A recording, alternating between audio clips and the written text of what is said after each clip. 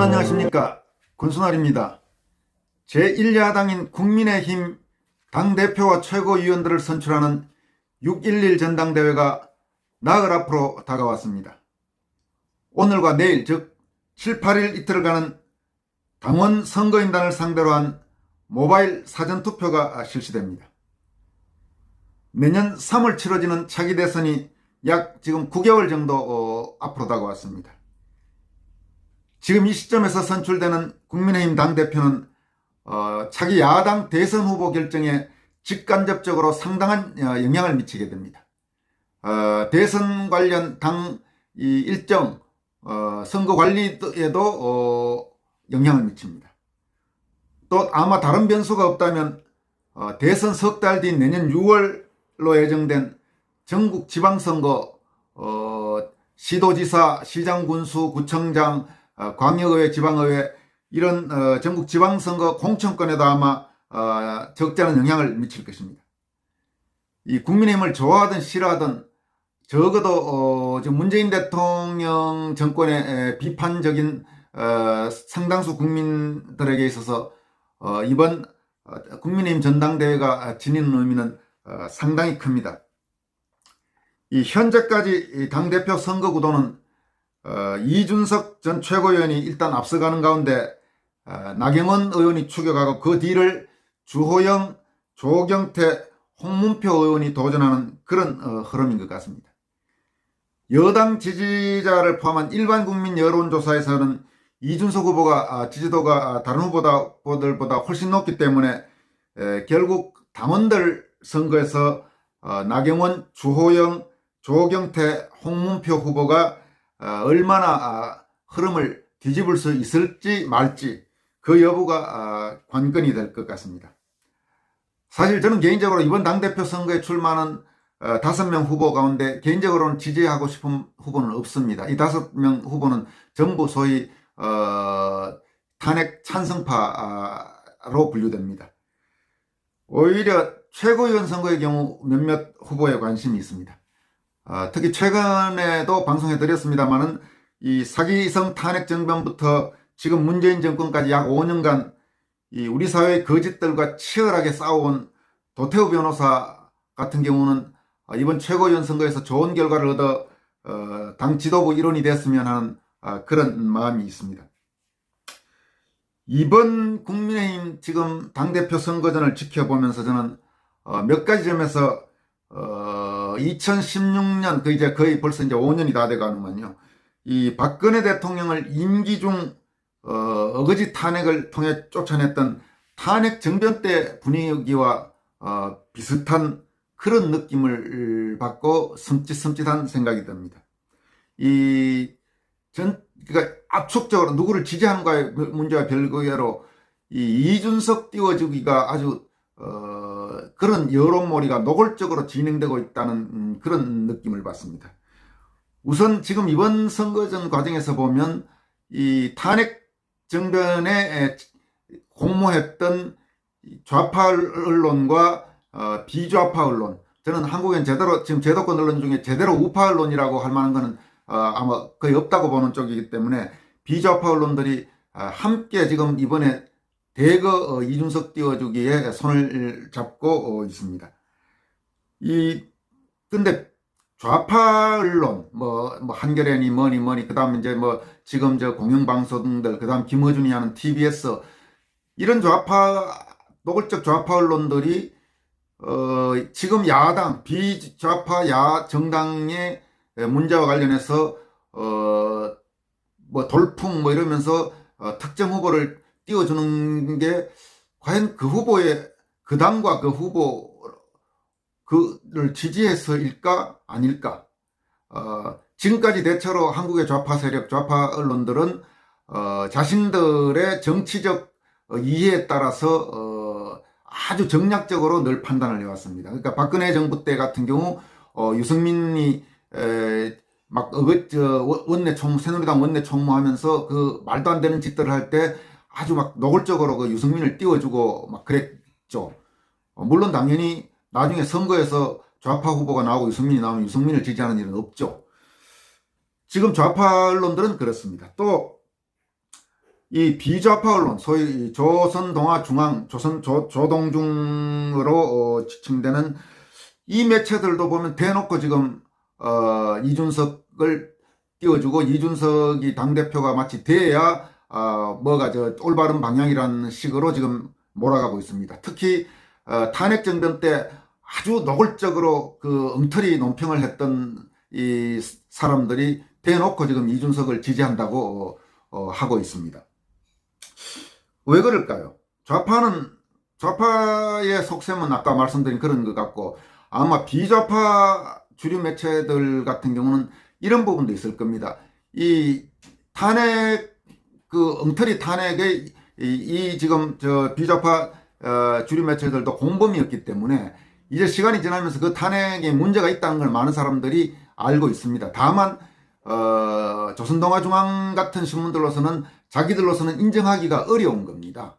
왜냐하면 그 당시 자기들이 엉터리 짓을 해서 나라를 이 꼴로 만드는데 어쨌든 상당한 영향을 미쳤기 때문에 그 박근혜 탄핵은 정당하다고 계속 주장을 해야 자기들이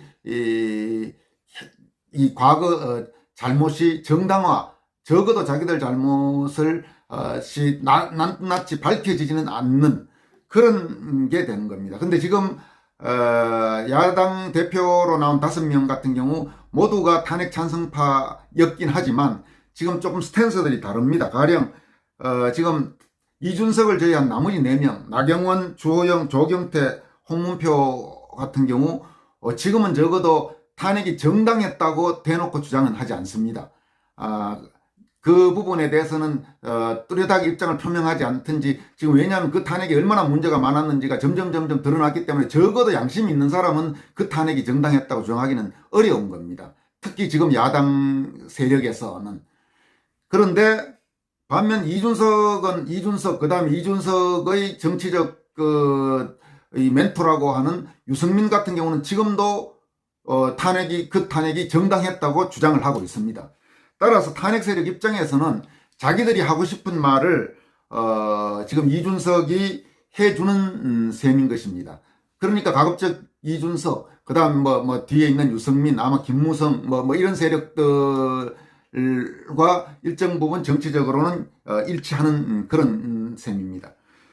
그리고 지금 또 하나 나타나고 있는 현상은 이 과거 탄핵정변 때 보면 마치 그게 전체적인 여론이 그냥 박근혜를 쫓아내야 된다는 식으로 그런 여론이 막 만들어가고 그렇게 했었지 않습니까? 그러면서 뭐 박근혜 지지도가 바닥 거의 5%니 그다음 박근혜 탄핵을 요구하는 촛불 시위에 이번에 100만 명, 이번에 200만 명, 그러니까 그 엄청나게 그 사기쳐서 숫자들 부풀리고 해서 마치 그게 거대한 흐름인 양 몰아간 그런 흐름이 있었는데, 지금 지금 야당 전당대회에서 보면 어떤 흐름이 있냐면 이준석의 불리한 내용의 이 기사를 쓰거나 논평을 하거나 하는 이런 가령 언론 매체나 혹은 유튜브나 이런 쪽에는 누군지 모르는 공식적으로 이준석의 지지자라고 하는 사람들이 대거